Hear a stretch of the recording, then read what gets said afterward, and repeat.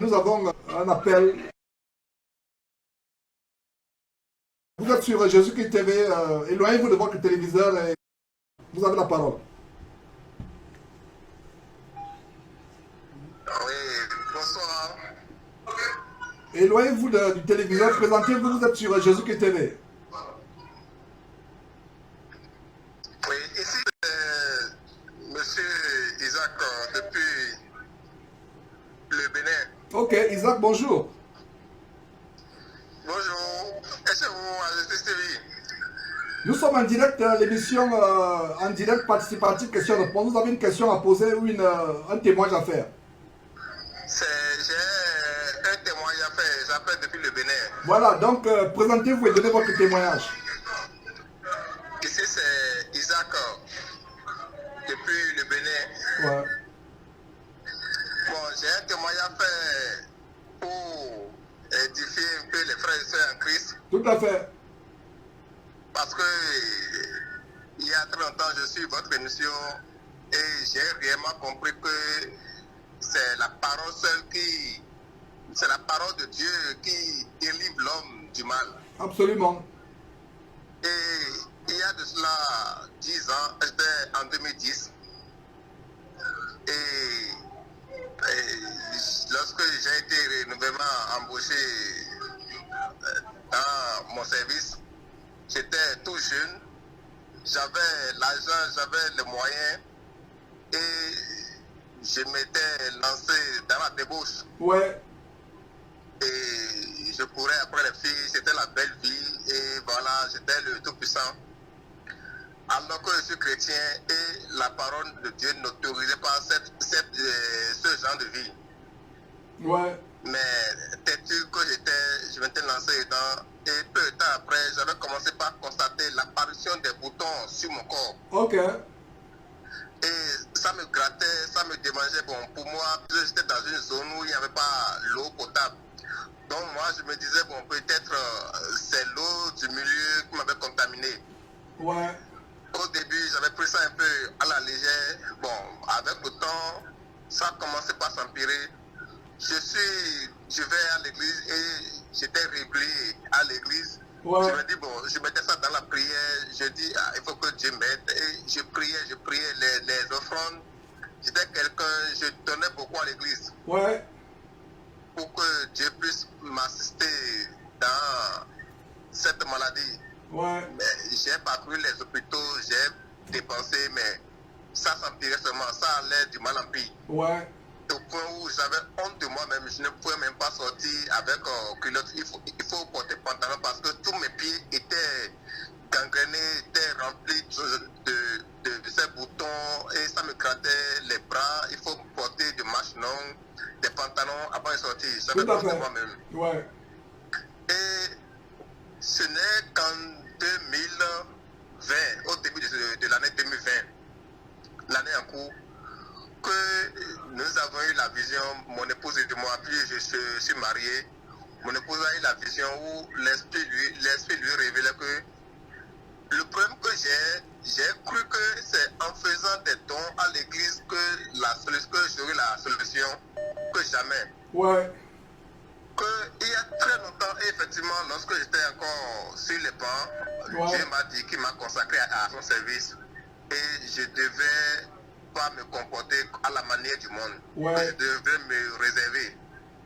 Que j'ai oublié ces révélations que j'avais pendant que j'étais encore sur les bancs, où on m'a interdit de mener une vie de débauche.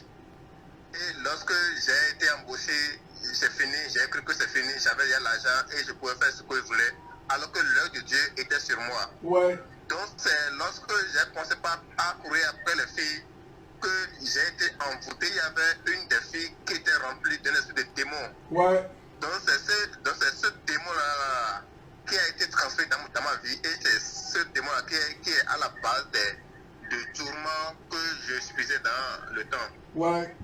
Elle dit, bon, qu'est-ce que j'ai fait? On a commencé à prier, on jeûnait, on jeûnait. Et je multipliais encore les dons à l'église. Je peux prendre mon salaire et tout dépenser juste pour faire plaisir à Dieu afin de pouvoir trouver la guérison. Ouais. Or, la solution était à côté de moi. J'avais la Bible, mais je ne lisais pas ma Bible. Ouais. Je la négligeais. Et c'est après que la révélation est encore venue, on dit, ce que Dieu veut, c'est que je dois respecter, je dois appliquer à la lettre la parole. Je dois fuir la femme, c'est-à-dire mener une vie de débauche. Je dois Ouais. mettre à ça définitivement. C'est uniquement cela qui pourra me sortir du mal que je suis en train de vivre. Ouais. Et effectivement, j'ai commencé à mettre ça en application. Et ce qui est encore bizarre, lorsque ma femme m'a rejoint en 2012, j'ai contracté le mal depuis 2010. Ouais. Lorsque ma femme m'a rejoint en 2012, je ne courais plus après les femmes, mais je les admirais encore dans mon cœur. Donc, pour moi, du fait que je ne cours plus avec autre femme, je n'ai plus connu autre femme après ma femme qui m'a rejoint en 2012. Pour moi, c'est que je m'étais déjà sanctifié et puis ça est. Alors que le fait simplement pour moi d'admirer et de convoiter d'autres femmes dans mon cœur, c'est ça qui empirait, qui nourrissait, qui donnait encore de pouvoir aux démons qui me tourmentaient. Tout à fait. Donc, lorsque cela m'a été révélé, on a dit, ce que je dois faire, c'est que je dois cesser de poser même mes regards sur les femmes. Je dois cesser d'approcher les femmes. Ouais. Et je dois me sanctifier en esprit et non seulement dans la chair. Sinon, absolument, je vais parcourir tous les hôpitaux, je vais dépenser tout mon argent, mais rien ne va marcher. Et je vous assure, c'est à cet essai-là que je suis attelé depuis le début de l'année en cours. Et après seulement 3 mois, depuis 10 ans, je crée le mal. Après seulement 3 mois, j'ai commencé à constater les effets. Et actuellement, c'est que les boutons ont disparu totalement. Les boutons ont disparu totalement et ma peau est devenue fraîche. Seulement qu'il y a encore de petites taches. Et la révélation me dit non, que tout ça va partir au fur et à mesure que je suis en train de mettre en application la sanctification spirituelle. Tout ça va partir. Donc un jour, j'étais en train de lire la Bible et je suis tombé sur le livre de Apocalypse 9. Ouais. Et j'ai vu que effectivement, il serait difficile à l'homme qui n'a pas la parole de Dieu en lui de vaincre le diable. Parce que dans Apocalypse 9, j'étais en train de lire et j'ai vu là où on parlait d'une étoile qui était tombée du ciel. Ouais. Et la clé du puits de la Bible lui était donnée. Ouais. Et la Bible dit, j'ai compris par là que l'étoile qui était tombée, c'était le diable. Et la Bible dit, on lui a remis une clé. Ouais. Et il avait la clé de ce puits de l'abîme. Ouais. Et lorsqu'il a ouvert cet abîme, une grande fumée était sortie. Au point où le soleil et l'air furent obscurcis par la fumée du puits. Ouais. De la fumée du puits sortit des sauterelles qui se répandirent sur la terre. Et Ouais. il leur fut donné un pouvoir comme le pouvoir qu'ont les scorpions de la terre. Et le verset 4 dit, il leur fut dit de ne point faire du mal à l'être de la terre, ni à aucune vertu, ni à aucun Un instant, Isaac, le frère Isaac nous a conduit sur cette écriture, dans cette écriture, pardon, Apocalypse chapitre 9, nous sommes au verset 4. Continue s'il te plaît. Apocalypse chapitre 9, verset 4. Oui. Il leur fut dit de ne point faire de mal à l'être de la terre, Ouais. ni à aucune vertu, ni à aucun âme, mais seulement aux hommes qui n'avaient pas le sceau de Dieu sur leur front. Ouais. Et lorsqu'on parle dans le livre d'Ézéchiel, chapitre 9, verset 4, pour voir, mais comment faire que ceux-là qui pouvaient avoir le sceau de Dieu sur leur front. Lorsqu'on va dans Ézéchiel 9, verset 4, Ouais. la parole de Dieu dit, l'Éternel lui dit, passe au milieu de la ville, au milieu de Jérusalem, et fais une marque sur le front des hommes qui soupirent et qui gémissent à cause de toutes les abominations qui s'y commettent. Ouais. Donc, c'est là que j'ai compris. Donc, pour avoir en horreur les abominations, c'est que il faut donc avoir la haine du péché. La haine du péché. Et pour avoir la haine du péché, il faut connaître la parole de Dieu. Donc c'est là que j'ai déduit donc, le diable n'a pas le pouvoir sur ceux qui ont le sceau de Dieu sur le front. Ouais. Et qui sont ceux-là qui peuvent avoir le sceau de Dieu sur le front? C'est uniquement ceux-là qui ont en horreur le péché. Qui ont en horreur le péché, en effet. Parce que même dans Jean 8, verset 14, Jésus même parlant aux pharisiens leur disait que Jésus parlant aux pharisiens leur disait le diable ne se tient pas dans la vérité. Parce qu'ils se disaient chrétiens, mais Jésus ayant vu leur manière de servir Dieu, a vu qu'ils ont coupé le diable. Tout à fait. Parce qu'ils agissaient à l'image de leur maître. Et il dit que Jean 8, verset 44, il dit, vous avez coupé le diable et vous voulez accomplir les désirs de votre Père. Tout à fait. Il a été meurtrier dès le commencement et il ne se tient pas dans la vérité, ouais, parce qu'il n'y a pas la vérité en lui. Donc là où il y a la vérité, le diable fuit là. Et qu'est-ce qui constitue la vérité?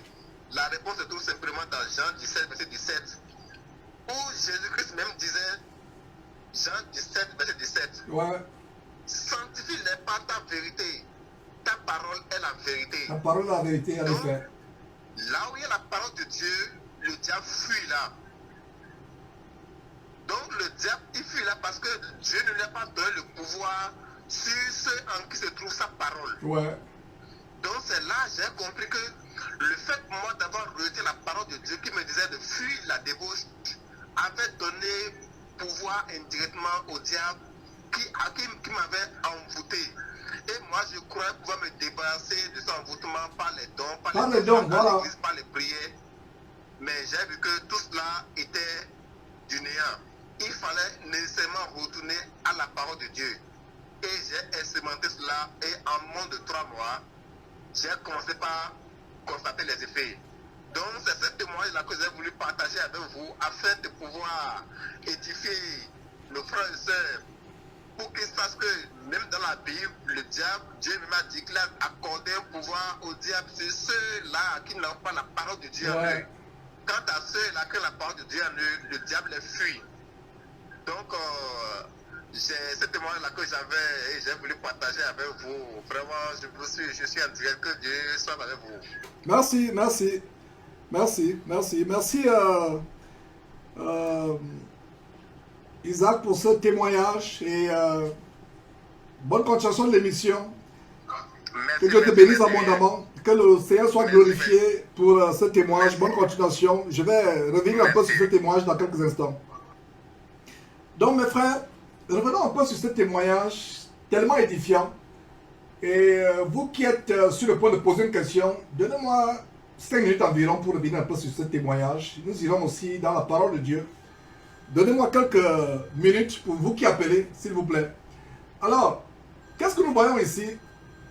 Nous voyons les conséquences du péché. Le péché est ce qui attire non seulement la colère de Dieu sur nous, mais qui ouvre les portes aux démons.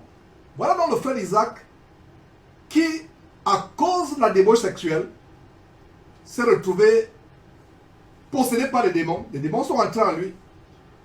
Et laissez-moi vous dire que quand vous allez avec une femme ou un homme, avec un homme qui n'est pas votre mari, soit avant le mariage, soit hors mariage, soit, peu importe, parce que la fornication c'est quoi? Le sexe avant le mariage, le sexe hors mariage, les rapports sexuels abominables aux yeux de Dieu, tout ça c'est ce qu'on appelle fornication ou impudicité.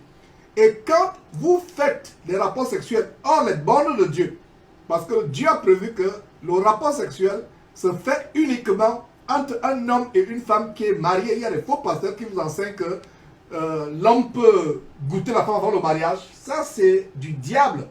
Du diable.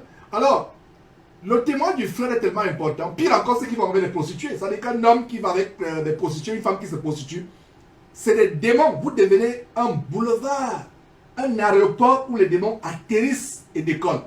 Votre corps devient un temple d'habitation des démons. Voilà quelque chose de tellement grand. Et d'ailleurs, il y a une étude qui a démontré, c'est des chercheurs non chrétiens, païens, mondains, séculiers, je vais dire, américains d'une université prestigieuse américaine qui ont démontré que chaque personne avec qui tu as eu des relations sexuelles, tu reçois une portion d'ADN. L'ADN, c'est le siège de la vie, selon les mystères le mystère du corps humain tel que Dieu a créé. Et vous vous retrouvez, si vous êtes sorti avec X, Y, Z, vous avez l'ADN, non seulement la personne avec qui vous êtes sorti, ça devient une toile d'araignée gigantesque.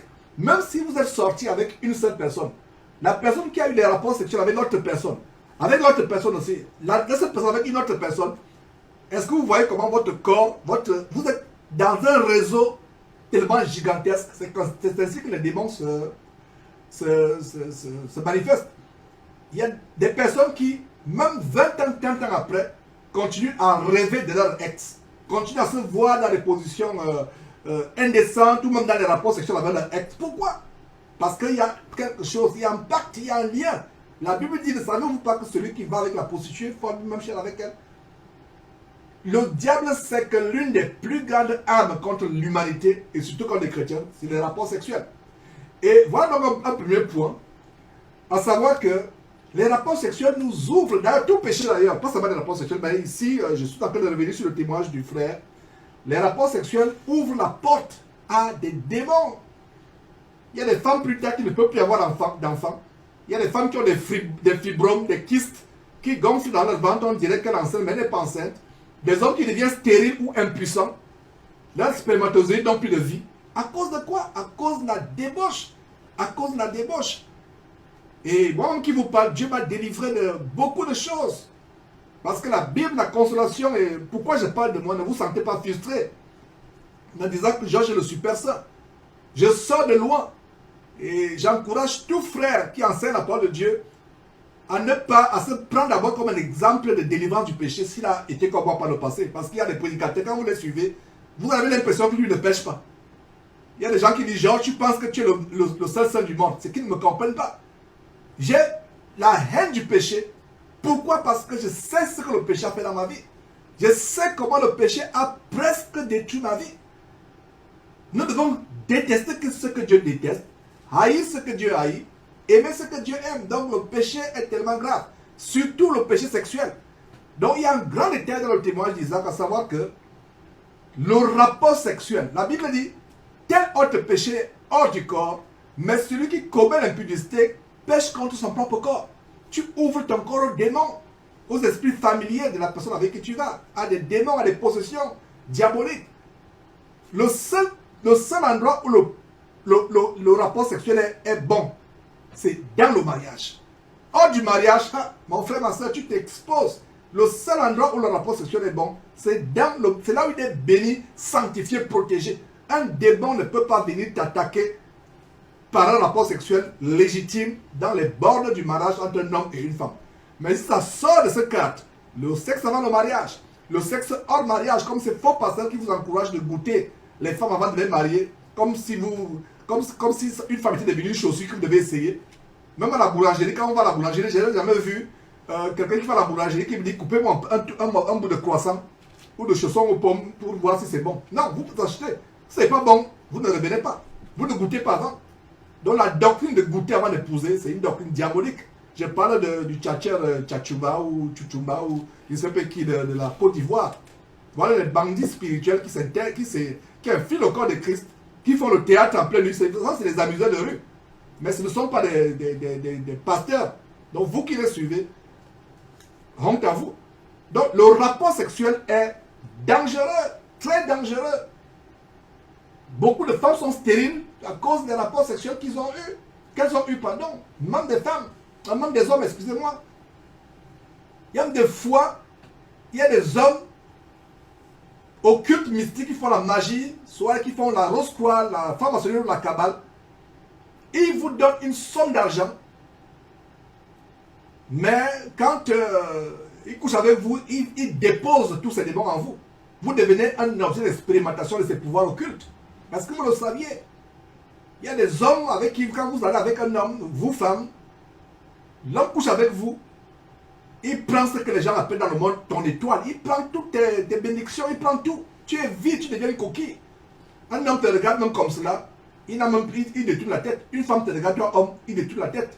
Tu n'arrives plus à te marier à cause de quoi? À cause de ce que tu as fait par le passé. Mais détendez-vous. La bonne nouvelle, c'est quoi? Là où le péché a surabondé, la grâce a fait quoi? A surabondé, donc voilà la bénédiction. Donc détendez-vous, rendez grâce à Dieu et renoncez à toutes ces abominations. Ne retournez pas ce que vous avez vomi. Ça, c'est une chose. Une deuxième chose que le frère a souligné, qui va m'amener à vous lire quelques passages, c'est que il pensait que les sacrifices en termes d'argent pouvaient lui apporter la guérison. Pas du tout. Le seul sacrifice que Dieu demande de nous, c'est dans Romains chapitre 12, verset 1, qui dit d'offrir nos corps, pas cœur. Parce qu'il y a des chrétiens qui disent Dieu ne regarde que le corps. Ces chrétiens, Dieu ne regarde que le cœur, pardon, Dieu ne regarde pas le corps, Dieu regarde le cœur. Donc ces chrétiens qui disent que Dieu ne regarde que le cœur, pas le corps, qu'ils aillent lire Romains chapitre 12, verset 1, qui dit quoi? Offrez vos corps, C-O-R-P-S, vos corps, pas vos cœurs, vos corps à Dieu, comme un sacrifice vivant. Donc quand un pasteur vous dit, faites des sacrifices en termes d'enveloppe, dit, pasteur, dis-lui ceci et ne revenez plus jamais, partez dans le courant, c'est un bandit. C'est un vampireux, pasteur. Un pasteur vampire. Et je suis tellement content de ce qu'à travers le monde, cette expression pasteur vampire est virale sur Internet. Comment dire en anglais? It's trending. Pasteur vampire. Donc, quand un pasteur est faux, c'est un pasteur vampire. Surtout quand il fait des choses anti-bibliques, anti-scripturales. Pourquoi vampire? Il suce la vie éternelle en vous, si vous êtes déjà sauvé. Et si vous n'êtes pas sauvé, il suce la vie en vous. C'est ça un vampire. Regardez un peu les chauves-souris vampires. Qu'est-ce qu'elles font? Quand ils s'accrochent sur un animal, elles sucent. Donc vous qui ne comprenez pas pourquoi il dit pasteur vampire, c'est des pasteurs qui tirent tout de vous. Votre argent, votre abondance, votre paix, votre avenir même, ils détruisent tout. Le sang, c'est le siège de la vie. Donc si un pasteur détruit votre vie, c'est un pasteur vampire. Donc beaucoup de gens se disent, mais Georges, pourquoi tu dis pasteur vampire? C'est un pasteur qui suce tout en toi. Il suce ta vie éternelle. Il suce ta sanctification. Il suce ton argent. Il suce tout. Pasteur vampire. Voilà donc pourquoi je dis souvent pasteur vampire. Bien de fois, là, mes choix de mots ne sont pas au hasard. Ça a une signification. Donc, c'est pasteur qui enseigne que pour que Dieu te pardonne, il faut verser une somme d'argent. Ça vient d'où? Ça vient de l'église abominable catholique romaine. À l'époque, depuis la création de cette église, création entre guillemets, ou l'instauration de cette église, il y avait l'institution de la pratique de payer l'argent pour lire la messe. Tel homme a commis un grand péché, un homme important, soit noble, soit un homme riche, il paye l'argent à une chapelle, à un prêtre, pour que le prêtre lui lise une messe de purification des péchés. Et le mouvement pentecôte et évangélique a pris cette tendance. Donner l'argent pour être purifié de votre péché. Ce qui est un blasphème. Quand Jésus-Christ est mort sur la croix, son sang y a coulé goutte par goutte. Qu'est-ce que vous et moi nous avons payé? Donc un pasteur qui te dit, comme c'est le cas d'Isaac, qui pensait qu'il fallait payer de l'argent pour être guéri. D'autres pensent qu'il faut payer l'argent. Il va aller pécher, il va aller en boîte de nuit, avoir le sexe avant le mariage, mentir, voler, être dans le faux, avorter, aller voir les marabouts. Mais quand tu viens voir le pasteur, tu payes le pasteur, tu payes l'argent au pasteur, tu seras soit pardonné de tes péchés, soit guéri, soit délivré. Ça, c'est un blasphème qui ne dit pas son nom. C'est un blasphème abominablement abominable. C'est un blasphème. Jésus-Christ est mort pour nous gratuitement. Et il n'y a aucune richesse sur terre qui peut acheter ne serait-ce qu'une seule goutte du sang de Jésus-Christ. Comme ce soi-disant papa Florian, cet abominable pasteur vaudou et vampire ivoirien qui vendait les litres de sang de Jésus. Jésus qui est mort il y a 2000 ans, mais il vend les litres, il met même aux enchères.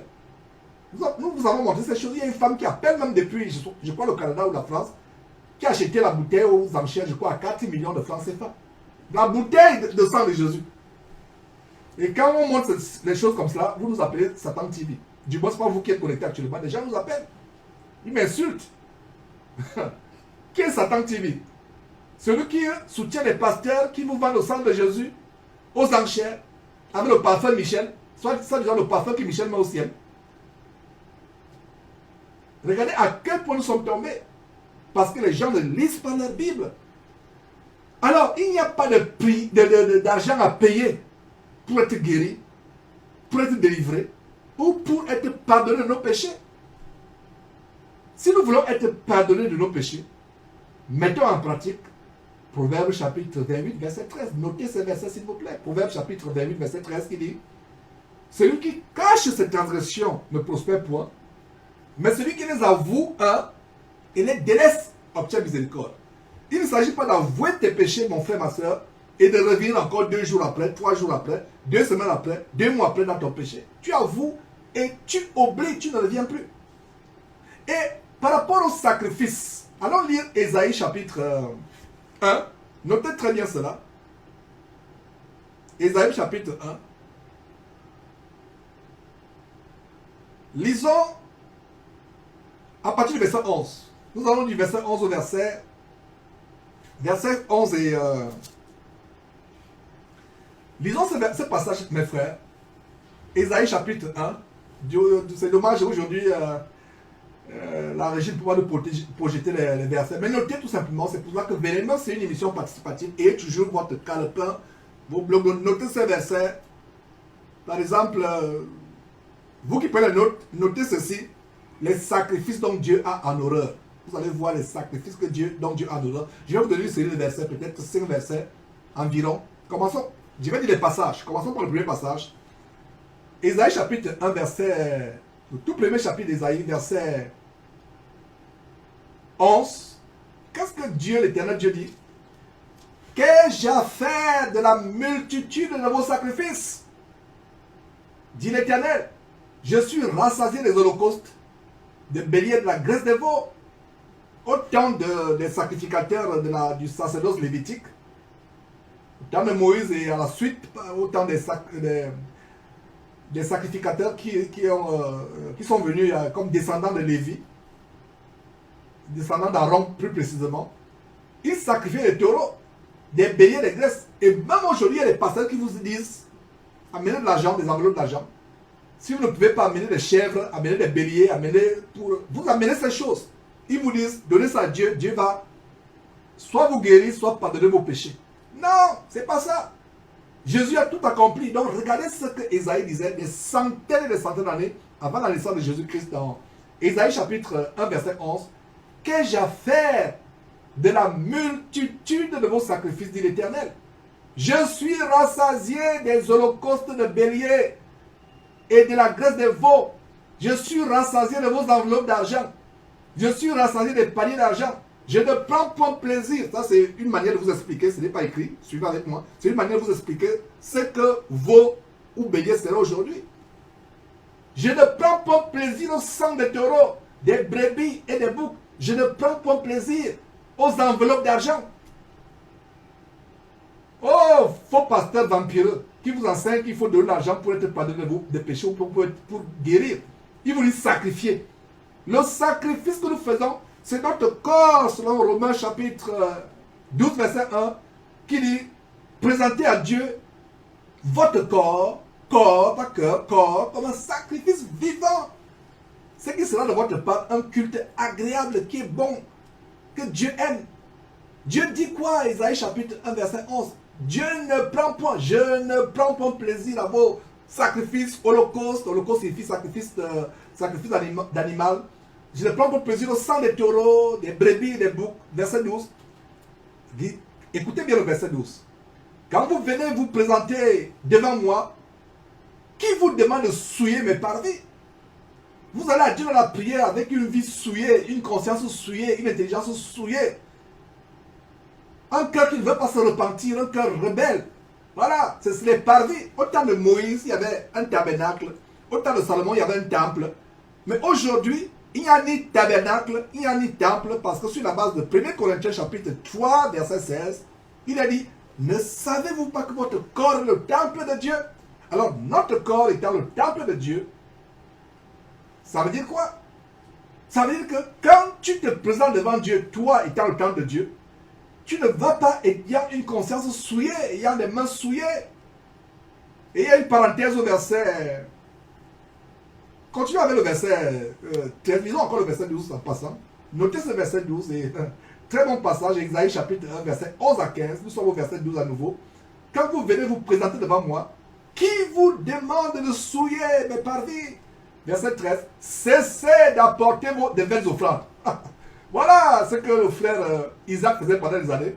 Que la plupart d'entre nous avions fait de vaines offrandes. Soulignez, vaines offrandes. Donc quand un pasteur vous demande d'apporter des sacrifices, des enveloppes, ou un animal, ou un régime de bananes, ou je ne sais pas, des biens matériels, c'est quoi? De vaines offrandes. Voilà. Voilà, verset 13, souligné. Cessez d'apporter de vaines offrandes. C'est vain. Ça n'a aucune valeur. C'est même un blasphème.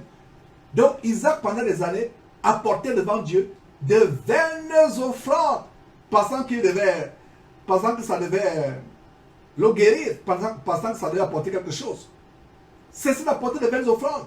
Voilà, je continue. J'ai en horreur l'encens, les nouvelles lunes, les sabbats et les assemblées.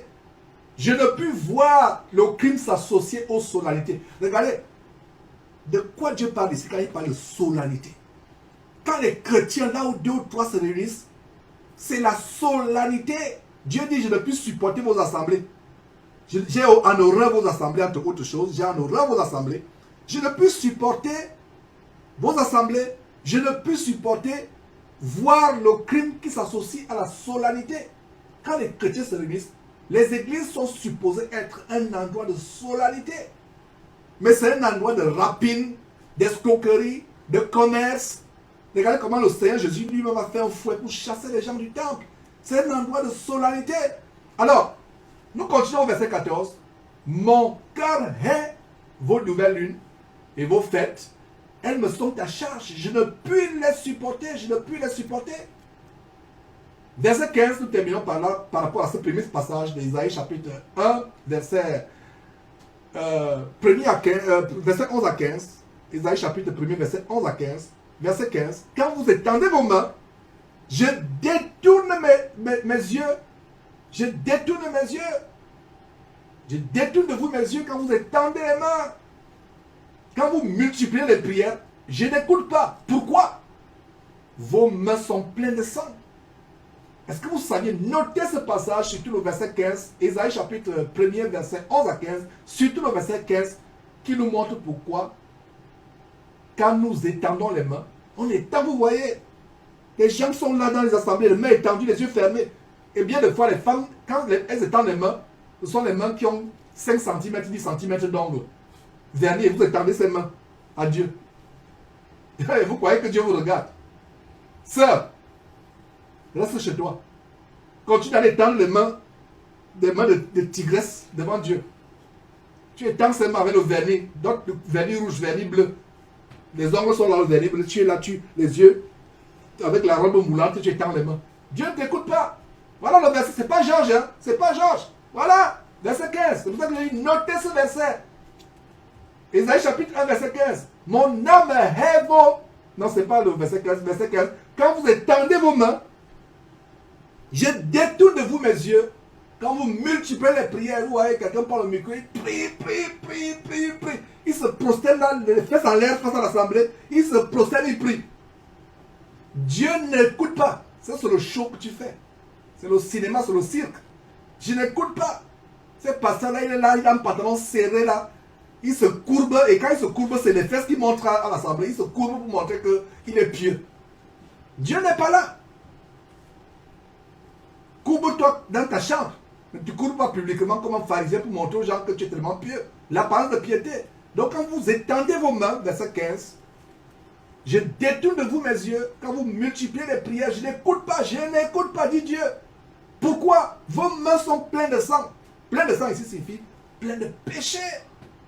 La main qui s'est masturbée il y a quelques heures, ou hier soir dans la nuit, c'est le matin, tu viens de lever devant Dieu dans l'assemblée. Tu te moques de qui? La main qui a frappé ta femme, ou qui a frappé ton mari. C'est la main que tu viens lever devant Dieu le lendemain. Tu te moques de qui? La main qui est partie voler un objet qui ne t'appartenait pas. C'est cette main que tu viens élever. Oh, mes frères. Le verset 16. Oh, il y a le verset 16 aussi intéressant. Même le verset 17. Lavez-vous, purifiez-vous. C'est ce qu'Isaac a fait. Il a compris qu'il fallait qu'il se purifie, qu'il se lave. Et quand il s'est purifié, quand il s'est lavé, la purification interne dans son corps, dans son cœur, a fait que les boutons ont commencé à disparaître. Quelqu'un peut crier Amen là où il se situe, là où il se trouve actuellement en train de suivre cette parole.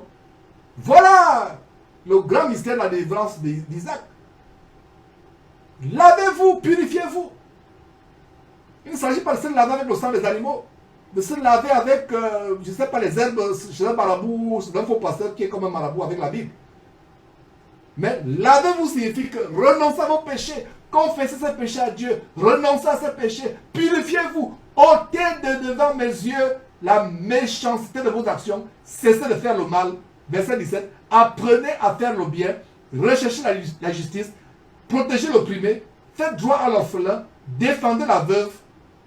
Voilà, etc., etc.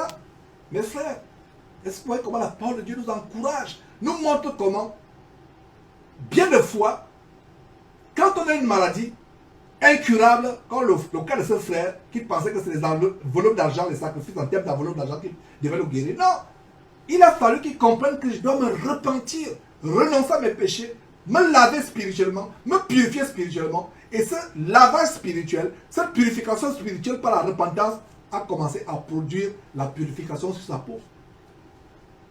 Et je peux te dire que, frère, au nom de Jésus-Christ, dans les jours à venir, tu viendras me témoigner que ta peau est devenue comme celle d'un bébé. Au nom de Jésus-Christ, je le dis avec foi, qu'Isaac, tu viendras témoigner que ta peau est devenue, tu ne connais pas ta peau. Voilà ce que Dieu fait. Aujourd'hui, les femmes ou les hommes, quand il dit femmes, ne dites pas que Georges vraiment tu as quelque chose contre les femmes. Même les frères s'y mettent aujourd'hui. La première année qui allait sur Casamance, vous allez voir les pasteurs qui se maquillent. Ils deviennent maintenant blancs comme un lézard. Qui se maquillent. Les hommes s'y mettent. Vous voyez l'homme des pasteurs là, ils mettent le brillant. Les ongles là, tu vois, il y a un genre de brillant que les hommes mettent maintenant. Pourquoi changer le corps que Dieu t'a donné?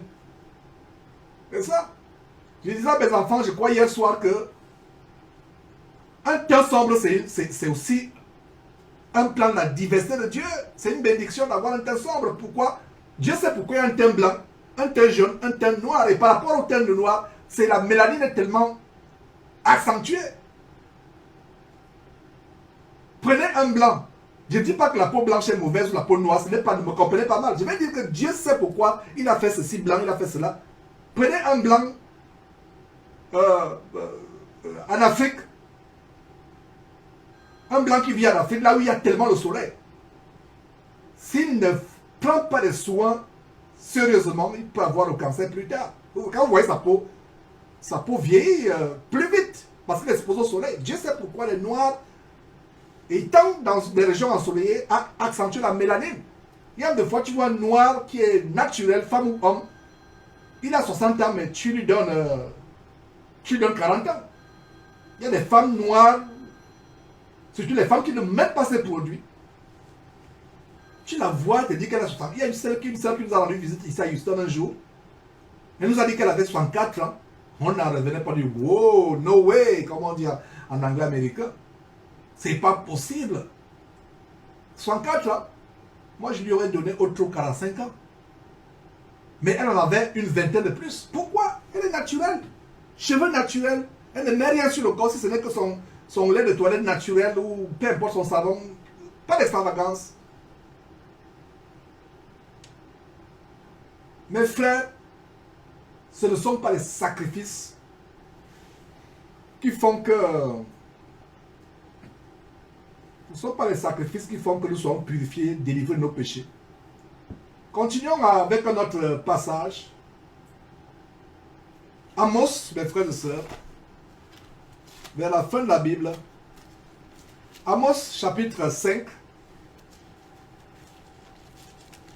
Notez ce passage. On a vu Ésaïe, chapitre 1er, versets 1 à 5. Qui dit quoi? Donc on a lu cela maintenant. Et Amos chapitre 5, verset 9 qui dit, à partir du verset 21, je hais, Amos chapitre 5, verset 21, je hais, je méprise vos fêtes, je ne puis sentir vos assemblées. Regardez, je ne puis sentir. Passer à côté d'un caniveau. Un caniveau, une fosse septique qui a débordé. Ou pour l'eau se dégage. L'eau déborde et ça c'est devenu un caniveau. Mais un caniveau, pas d'eau usée, mais un caniveau d'excréments de la fosse septique. Voilà comment la plupart des assemblées sont aux narines de Dieu, narines entre guillemets. Et pire même encore, infiniment pire. Ça dégage une odeur insupportable à Dieu, les assemblées aujourd'hui. Non seulement les assemblées, mais la vie de beaucoup parmi nous. Nous dégageons une mauvaise odeur aux narines entre guillemets de Dieu. Voilà, je ne puis supporter vos assemblées, je ne puis sentir. Voilà. Je reviens sur le cas d'Isaac et la plupart des chrétiens qui pensent que c'est avec les enveloppes d'argent qui vont faire les sacrifices, les délivrants du péché ou les délivrants de la maladie ou de la mort ou des démons. Verset 22. Quand vous me présentez des holocaustes ou sacrifices, ou d'enveloppes d'argent ou d'animaux, je ne prends aucun plaisir. Je ne prends aucun plaisir et les veaux engraissés que vous sacrifiez en action de grâce, je ne les regarde pas. Est-ce que vous voyez comment le prophète Amos dit exactement ce que le prophète Isaïe est en train de dire? Rien qu'à ce niveau déjà, c'est bétonné, c'est bouclé. C'est bouclé. Mes frères, Jérémie aussi, toujours les prophètes. Le ministère de prophète est un ministère, le ministère le plus dangereux dans l'Ancien Testament. Parce qu'ils disaient les choses, ils avaient le courage de dire les choses qui, au point où les gens grinçaient les dents. On a fait une émission très rapide, une étude très rapide sur Jérémie, comment Jérémie a été persécuté même par les gens de sa propre famille. Les premiers ennemis les plus furieux de Jérémie, c'était dans ses propres frères. Les enfants de son père. Ses propres frères. Jérémie est le prophète le plus détesté. Le plus détesté dans l'Ancien Testament.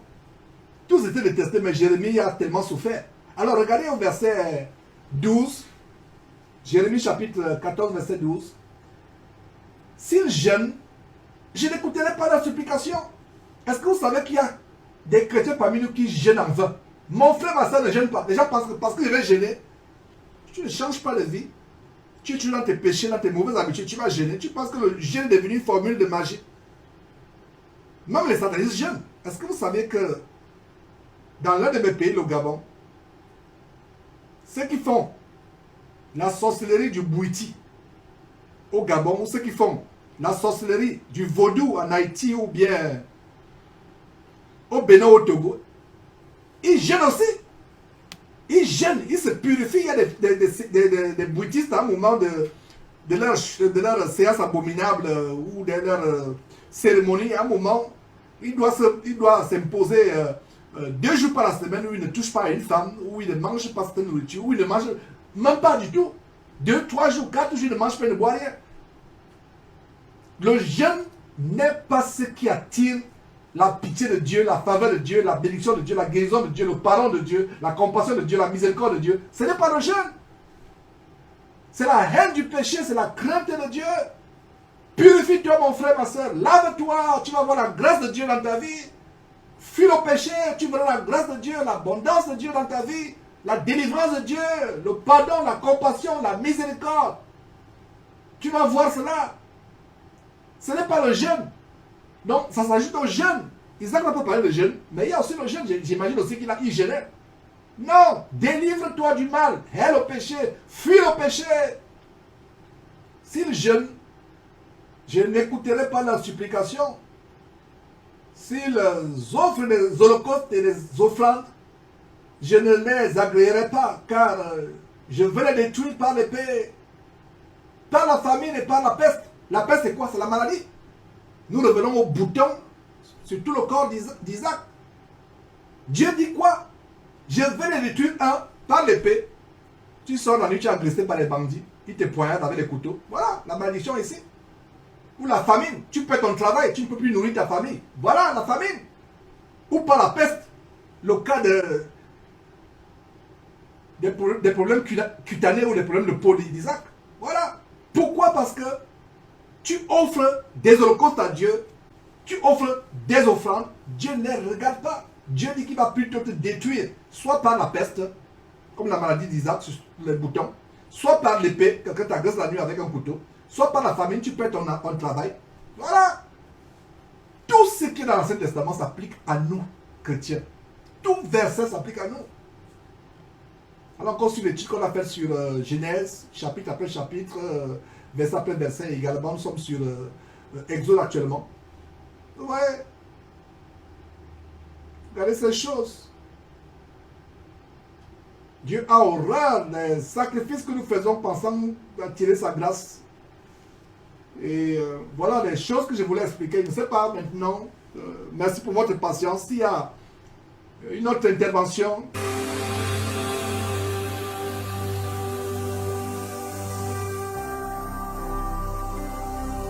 Jésus-Christ TV, vous connaîtrez la vérité et la vérité vous affranchira.